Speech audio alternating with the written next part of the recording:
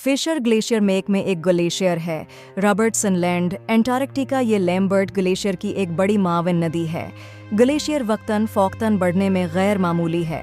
Fisher glacier को ऑस्ट्रेलवी national Antarctic research महमाद इन ENAR तियारे से के बी मीथर इन 957 में।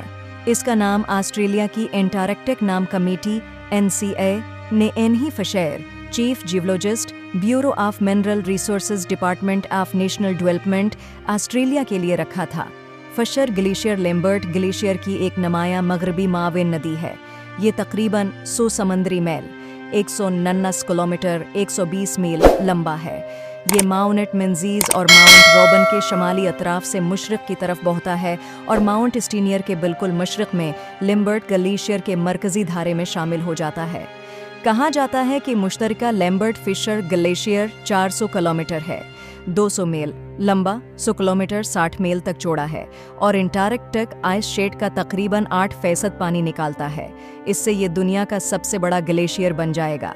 ताहम 2002 में जारी की गई एक तहकीक से पता चलता है कि लैम्बर्ट, मिलर और फिशर ग्लेशियर सिस्टम की ग्राउंड लाइन कित्ब जनूबी से 240 किलोमीटर 60 मील करीब है जितना पहले सोचा गया था।